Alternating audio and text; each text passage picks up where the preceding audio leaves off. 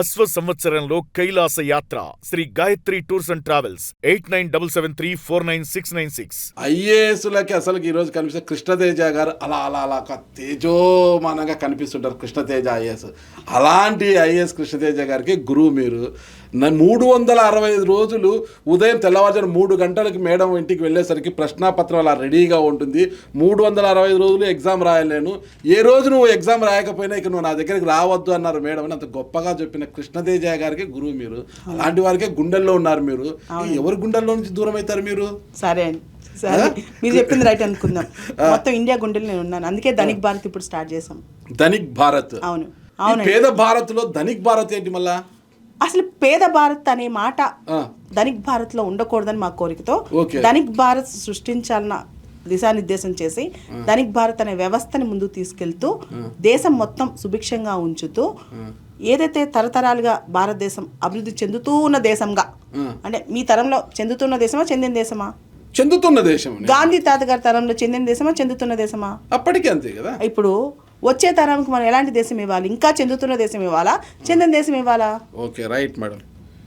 అదే ధనిక్ భారత్ లక్ష్యం.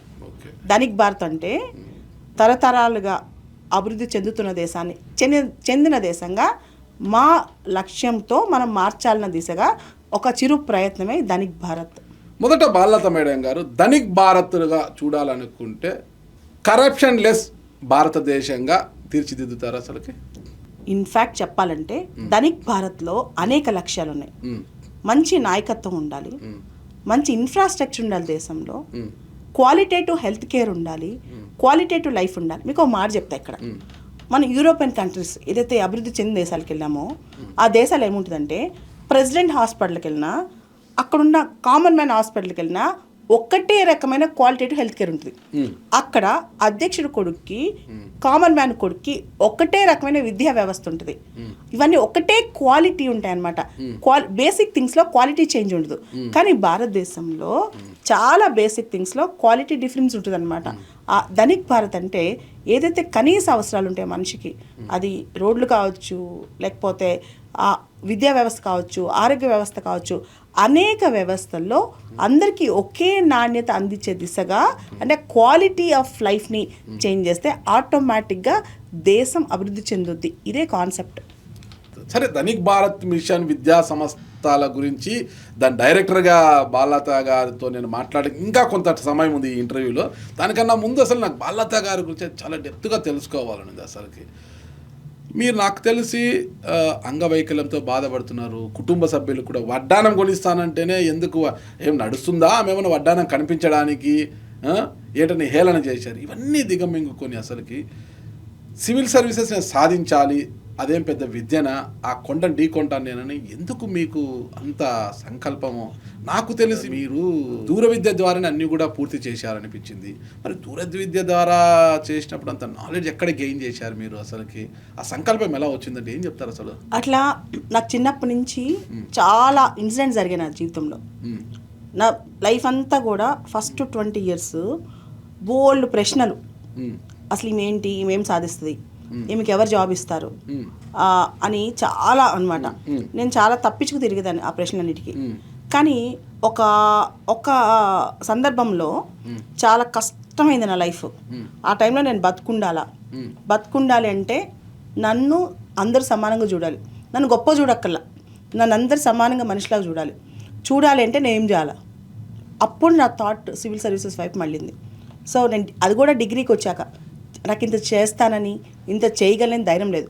అప్పుడు కూడా ఏం తెలుసా సార్, నాకు ఎప్పుడైతే నేను సివిల్స్ ఒక జాబ్ కొట్టి స్వతంత్రంగా నా ఫుడ్, నా భోజనం నేను తింటే నా జీవితానికి అది చాలు, అది చాలా గొప్ప విషయం అనుకున్నా. ఎందుకంటే అప్పుడు దాకా సమాజం నుంచి నాకు వచ్చిన ఫీడ్ ఏంటంటే నీలాగా నడలేని వాళ్ళు ఇంట్లో ఒక మంచం మీద కూర్చోవాలి, ఇంట్లో నుంచి బయటికి రాకూడదు, ఇంట్లో ఏం జరిగినా వాళ్ళకి ఆ సపరేట్ ఐడెంటిటీ ఉండాలి, అంతేగాని వాళ్ళని పబ్లిక్లో యాక్సెప్ట్ చేయరు అనేది నా మైండ్లోకి ఇంజెక్ట్ చేయడం స్టార్ట్ చేసిన సమాజం. ఇది కాదు, దీన్ని మార్చాలి, దీన్ని మార్చి నేనే కాదు నాలాంటి వాళ్ళు తలరాత కూడా మారాలంటే నేనేం చేయాలి?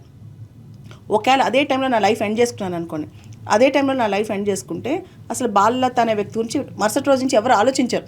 నేను ఉందని కూడా, నేను నాలాంటి వ్యక్తి ఉందని కూడా నాగరాజు గారు లాంటి వాళ్ళకి తెలియదు. సమాజంలో నా వాయిస్ బయటకు వెళ్ళదు. వెళ్ళాలంటే నన్ను అందరూ గుర్తించి లేదు నేను సమానమైన వ్యక్తిగా నేను కూడా ఉన్నానని నా వాయిస్ బయటకు వెళ్ళాలని నేనేం చేయాలి? దానికి నేనేం సెలబ్రిటీ కాదు కదా సార్. అప్పుడు మా నాన్న దగ్గర పెద్ద బిజినెస్ మ్యాన్ కూడా కాదు మా నాన్న. ఆ టైంలో నా దగ్గర ఏమున్నాయి? నా దగ్గర ఉన్న ఒకే ఒక ఆయుధం చదువు. నాకు బాగా గుర్తొచ్చింది, సివిల్ సర్వీసెస్ రాస్తే ఫోటో పేపర్లో పడుతుంది. ఫోటో పేపర్లో పడితే నన్ను అందరూ ఒక మనిషిగా గుర్తిస్తారు. మనిషిగా గుర్తిస్తే నన్ను పిచ్చి క్వశ్చన్లు వేయరు. ఏకపోగా నన్ను ఒక రెస్పెక్టబుల్గా చూస్తారు. ఇవన్నీ గుర్తొచ్చాయి. అదే టైంలో ఏమైందంటే ఎక్కడ ఇంటర్వ్యూస్లో నేను చెప్పలేదు. అదే టైంలో నేను డిగ్రీకి వచ్చాను కదా, మా చెల్లికి కానీ ఇంకా చుట్టాలు వీళ్ళందరూ చాలామంది ఉంటారు కదా, వీళ్ళందరూ కూడా చాలా యాక్టివ్గా ఉంటారు. మా సిస్టర్ కూడా చాలా యాక్టివ్గా ఉండేది. అట్లని చుట్టాలు ఎవరైనా ఇంటికి వచ్చిన వాళ్ళు లేదా బయట సమాజం ఎట్లా ఉండేదంటే నీకు ఎవరు జాబ్ ఇస్తారు, అసలు మన సమాజంలో మన కులాల్లో అసలు నడవలేని వాళ్ళు ఎవరు పెళ్లి చేసుకుంటారు, ఇట్లాంటి క్వశ్చన్స్ చాలా వచ్చాయి నా మైండ్. కులం ఉంటుంది కదా, ఎవరు పెళ్లి చేసుకుంటారు, నీ పరిస్థితి ఏంటి, ఇట్లాంటివన్నీ చాలా క్వశ్చన్స్ వచ్చాయి. అప్పుడు నాకేమనిపించింది అంటే వీటన్నిటికీ సింగిల్ పాయింట్గా ఆన్సర్ చెప్పాలి. నేను బతుకుంటే సింగిల్ పాయింట్లో ఆన్సర్ చెప్పాలి. చిన్న ఇంటరప్షన్ మేడం, బతుకుంటే అంటున్నారు. నేను బతకాలి అనుకున్నాడు అంటే మీ జీవితానికి పులి స్టాప్ పెట్టుకోవాలనుకున్నారు అంటే అప్పుడు ఏమైందని చెప్తాను సార్. జనం చాలా మంది అడిగే క్వశ్చన్స్ ఉంటాయి కదా, మీరు ఒకసారి ఊహించండి. మీరు ఇప్పటివరకు రాజకీయాలే మాట్లాడతారు ఎన్ని ఇంటర్వ్యూస్ చేసినా. మీరు ఒకసారి ఊహించండి, ఒక అమ్మాయి మామూలు మనలాంటి మధ్యతరగతి కుటుంబం అమ్మాయి నడవలేకుండా ఉంది. అసలు ఇక్కడ వదిలితే ఆ తలుపు దగ్గర కూడా బయటికి పోలేదు. అట్లాంటి అమ్మాయి సమాజం ఎంత కొల్లబొడుచుద్ది. ఆత్మగౌరవం దెబ్బతిని బతకాలి. ఇలా ఉంటే ఆత్మగౌరవం దెబ్బతిని బతకాలి. వాళ్ళు అడిగే ప్రశ్నలు అన్నిటికీ ఆన్సర్ చెప్పకుండా అవును ఇది కరెక్ట్. ఒక ఆమె వస్తుంది ఏమంటుందంటే నువ్వు నడవలేకపోతే చాలా విషయాల్లో అడ్జస్ట్ అయిపోవాలి లైఫ్లో అని. నేను ఎందుకు అడ్జస్ట్ అవ్వాలి, నేను కూడా సమానంగానే పుట్టాను కదా. ఇవన్నీ నాకు అనాలనిపిస్తుంది బయటికి, కానీ అనలేను. ఎందుకు? నా దగ్గర ఏం శక్తి లేదు. నాకు అది చాలా అగౌరవం అనిపించింది, డిస్రెస్పెక్ట్ఫుల్ అనిపించింది. ఆ టైంలో నా జీవితాన్ని మార్చుకోవాలి, లేదా ఇంకొక ఆప్షన్ ఉంది, డార్క్ రూమ్లో బతకాలి. మీరు చూసే ఉంటారు నరసింహ అని ఒక సినిమాలో రామకృష్ణ కంప్లీట్గా తలుపులేసిన 20 సంవత్సరాలు బయటికి రాదు. ఒకసారి అనిపించింది అసలు ప్రపంచాన్ని ఎందుకు చూడాలి నేను అని 2 ఏళ్ళు బయటికి రాలేదు. నేను గదిలోనే ఉన్నాను. మా ఇంట్లోంచి బయటికి రాలా, ఇంటిలోంచి బయటికి రాలా. గది రాదే, మా ఇంట్లోంచి బయటికి రాలా. సివిల్స్ ప్రిపేర్ అయ్యేటప్పుడు కంప్లీట్గా ఒక రూము, జస్ట్ ఒక చిన్న ప్రిమిసెస్ అంతే, దానిలోనే బతికాను. నాకు ఉండే కూడా 2-3 డ్రెస్సులు అంతే. మా నాన్న డబ్బులు ఇచ్చిన పుస్తకాలు బట్టలు కొనుక్కోమని అవి మా నాన్నకి ఇచ్చిన పుస్తకం కొనుక్కురాపో అని చెప్పేదాన్ని. అట్లా ఒక 2 years సివిల్స్ పుస్తకాలు. అది తప్ప నాకేం తెలుసండి. అప్పుడు చదివి నేను ఏదో ఒక ర్యాంక్ కొట్టి నా ఫోటో పేపర్లో వేయించుకోవాలి. అప్పుడు ఎవరు నన్ను చూసినా జాలిపడరు. అదొక్కటే నాకు కావాలి. చాలా 12 నుంచి 15 గంటలు చదివా రోజు. 15 గంటలు నాకు ఖచ్చితంగా చెప్పగలను. నేను కష్టపడినంత అంటే నాకు చిన్నప్పుడు చదువు రాదు. అంటే మంచి స్కూల్స్కి వెళ్ళలేదు, ఎక్కువ హాస్పిటల్స్కి వెళ్ళేదాన్ని. చాలా సందర్భాల్లో మా అమ్మ మా నాన్న ఎప్పుడైనా స్కూల్లో కూర్చోబెట్టినా నన్ను 1 గంట కూర్చోబెట్టినా కింద పడిపోయేదాన్ని, సరిగ్గా కూర్చోలేకపోయేదాన్ని. అండ్ గోడ కనిచ్చి కూర్చోబెట్టేవాళ్ళు. ఆ టైంలో ఎవరు వచ్చినంత ఫ్రెండ్షిప్ చేసేవాళ్ళు కాదు. ఈ అమ్మాయికి ఏదో ఉంది అని చెప్పి ఫ్రెండ్షిప్ కూడా చేసేవాళ్ళు కాదు. అవన్నీ నాకు గుర్తుంటాయి కదా, కానీ నాకు చదువు బేసిక్స్ రాదు. అవి మొత్తం 2 సంవత్సరాలు నేను చదవాల్సి వచ్చింది. మళ్ళీ 6వ తరగతి నుంచి అన్ని పుస్తకాలు కొనుక్కొని చదివాను. 2 years బాగా చదివి 5th వరకే స్కూల్కి వెళ్ళారు మీరు? అసలు ఫస్ట్ క్లాస్ నుంచి కూడా ఎప్పుడు స్కూల్కి పోలేండి. ఎట్లా ఉంటుందంటే ఒక స్కూల్లో నా పేరు రాయిస్తారు, కానీ 6 నెలల పాటు ఏదో ఒక వైద్యం చేస్తారు. కాళ్ళకి కట్లు కట్టించడమో లేకపోతే సర్జరీ చేయించడమో. ఇప్పుడు హైదరాబాద్లో నిమ్స్కి తీసుకెళ్లారు, అప్పట్లో తిరుపతిలో బర్డ్ హాస్పిటల్కి తీసుకెళ్లారు. ఒరిస్సా బార్డర్లో ఒక నాటు వైద్యుడు ఉన్నాడు, కాళ్ళకి చెట్టు బెరట్తో కట్టు కడతాడంటే ఒక 8 నెలలు 9 నెలలు ఆ బార్డర్లోనే నన్ను ఉంచారు. మా అమ్మ నాన్న వాళ్ళ కోరిక ఏంటంటే ఆడపిల్ల కదా కొంచెమన్నా నడుస్తుందిలే అని. అది ఆ కండిషన్లో చిన్నప్పుడు ఊరికే నామకే వస్తే స్కూల్కి నా పేరు ఉండేది, కానీ నేను అసలు స్కూలింగ్ సరిగ్గా లేదండి. 10th ఇంటర్ కూడా సరిగ్గా లేదు, 2 కూడా డిస్టెన్స్ లోనే. 10th private, inter private, degree కూడా డిస్టెన్స్. ఇంటర్ ఏ గ్రూప్ చేశారు? సిఈసి. ఎందుకు అది ఎంచుకున్నారు మీరు సిఈసి? అప్పుడు నాకు ఎంపీసీ ఇష్టం లేదా బైపీసీ ఇష్టం. కానీ ఏంటంటే అప్పట్లో నన్ను రోజు ఎవరు తీసుకెళ్తారు? ఎవ్రీడే నన్ను తీసుకెళ్ళాలంటే 2-3 కావాలి. ఎంత కష్టం అమ్మ మా నాన్నకి. లేదు వాళ్ళకే చెప్ప నేను ఎంపీసీ బైపీసీ నాకు ఇష్టం, కానీ వద్దు నేను సిఈసి చదువుతాను. ల్యాబ్ ఉన్న రోజు పోవచ్చు, మరుసటి రోజు ఉండేసి ల్యాబ్ అట్లా కష్టం కదండి, అది కష్టం కదా. సిఈసీయే తీసుకున్నాను నేను, ఎందుకంటే తీసుకెళ్ళాలి, బయట తీసుకెళ్ళాలంటే ఒక పెద్ద టాస్క్. ఇప్పుడంటే నేను నా జీవితం నేను లీడ్ చేస్తున్నాను, నాకు చుట్టూ 10 మంది ఉన్నారు, కానీ అప్పుడు ఎవరు లేరు. ఆప్షన్ హెచ్ఈసీ కూడా ఉంది కదా, మరి సిఈసీ ఎందుకు తీసుకున్నారు? నాకు కామర్స్ పెద్ద కామర్స్ కొంచెం నేర్చుకోవాలని అప్పుడు లైట్గా అనిపించేది. అప్పుడు మీకు కామర్స్ మీద ఉన్న నాలెడ్జ్ ఏంటి అసలు? మా నాన్నగారు జర్నలిస్ట్ కదా, మా ఇంటికి చాలా పేపర్లు వచ్చాయి. దానిలో ఎకనమిక్ టైమ్స్ అని ఒక పేపర్ కూడా వచ్చేది. Yes, అవి అప్పుడప్పుడు ఆర్టికల్ చదివేదాన్ని. చదివితే నాకు దాని మీద ఇంట్రెస్ట్ పెరిగింది. సో ఎకనమిక్స్, కామర్స్, బిజినెస్ వీటి మీద కూడా కొంచెం స్టడీ చేసేదాన్ని. సో అట్లా నేను సిఈసి తీసుకున్నా. Okay, degree BA political science, public administration. ఇక్కడ మళ్ళీ ఎందుకు కామర్స్ మీద ఇంట్రెస్ట్ తగ్గిందా? తగ్గలేదు. ఆ కండిషన్ ఏంటంటే బీకామ్ చేస్తే కాలేజీకి వెళ్ళాల్సిన పరిస్థితి ఉంది. అప్పుడు బిఏ అయితే లేదండి. అప్పట్లో ఏమైందంటే బిఏ డిస్టెన్స్ ఎడ్యుకేషన్ ఉస్మానియాలో ఆ సీట్లు అలా ఉన్నాయి. ఆ డిస్టెన్స్ ఎడ్యుకేషన్ మా నాన్న ఫీజు కట్టి వచ్చారు. బిఏలో ఆప్షన్ ఏంటి? History, political science, public administration. Okay, BCom కూడా కాలేజ్ అవసరం లేదు కదా? అవును, కానీ మా నాన్నగారు డెసిషన్ అనమాట అది. ఆయన దాని ఫీజు కట్టి వచ్చి నాకు చూపించాను, ఇదిగో ఇది తీసుకున్నా నేను అని చెప్పి. నేను అదే చదివాను. నాకు పొలిటికల్ సైన్స్ అంటే డిగ్రీ చదివేటప్పుడు అంత లేదు, కానీ తర్వాత ఇంట్రెస్ట్ పెరిగింది కూడా. అంటే సివిల్స్ సాధించాలి అన్నది డిగ్రీ తర్వాత వచ్చిన ఆలోచన, ఆ కసి మీకు అంటే ఇంటర్మీడియట్ 10th దశ నుంచే మనం దాన్ని ఏమైనా క్రాక్ చేయాలని ఉండిందా మీకు? యాక్చువల్లీ అసలు 10th ఇంటర్ అప్పుడు నేను సివిల్ సాధిస్తానని కానీ, జీవితంలో ఏదైనా జాబ్ చేస్తానని కానీ నాకు ఏమీ నమ్మకం లేదు నా మీద. నాకే ఒక మొద్దు స్టూడెంట్ నేను, ఇన్ఫ్యాక్ట్ చెప్పాలంటే. కానీ డిగ్రీ చదివేటప్పుడు నా లైఫ్లో చాలా జరిగాయని చెప్పా కదా, అవన్నీ మనకి ఏదో ఒక టైంలో రియాలిటీ హిట్ అవుతుంది. మన బ్రెయిన్లో మనం ఇలా కాదు, ఇలా బతకాలి అనేది ఒకటి ఉంటుంది. ఆ టైంలో నాకు క్లియర్గా అనిపించింది, ఇది కాదు, నేను ఏదైనా సాధించాలి, ప్రపంచాన్ని నేనేంటో చూపించాలి. ప్రపంచం నన్ను చూసేటప్పుడు బాలలత అనే వ్యక్తి ఒక డిజేబుల్ లా కాకుండా ఒక ప్రాపర్ మనలాగా సమానమైన వ్యక్తి అనుకోవాలి, అది నమ్మించాలి ప్రపంచాన్ని. అది చేయాలంటే నేను కొంచెం పెద్దది సాధించాలని అప్పుడు సివిల్ సర్వీసెస్ చదువుదాం అనుకున్నాను. అంటే దానికి స్ఫూర్తి ఎవరు? అంటే ఎవరు స్ఫూర్తి ఏం లేదు, మీ అంతకు మీరే నా ఛాలెంజెస్ నేను ఫేస్ చేసినవి నేను చెప్పా కదా. ఏం తెలుసు మీకు అంటే ఇల్లు గడప దాటరు దూర విద్య ద్వారానే 10th, ఇంటర్, డిగ్రీ అన్ని చదివిన మీకు అంటే సివిల్ సర్వెంట్ గురించి ఏం నాలెడ్జ్ ఉండేది మీకు? అసలు సివిల్ సర్వెంట్ గురించి, సివిల్స్ గురించి నాలెడ్జ్ లేదండి. ఐఏఎస్ అంటే కలెక్టర్, ఐపీఎస్ అంటే ఎస్పీ అని తెలుసు, అంతే. కానీ సేవ చేయాలి అట్లా నాకు తెలియదు. అలాంటి ఆలోచన కూడా నాకు ఇప్పుడు లేదు. నాకు ఒక్కటే ఆలోచన, నేను ఏం చేస్తే నన్ను గుర్తిస్తారు, ఏం చేస్తే నన్ను ఒక సమాన వ్యక్తిగా చూస్తారు. ఆలోచనతోనే రాశాను. కానీ నేను ఏదో సివిల్ సర్వీసెస్ చేసి అప్పట్లో దేశాన్ని మార్చాలి, అంత ముందు నన్ను నేను మార్చుకోవాలి కదండి.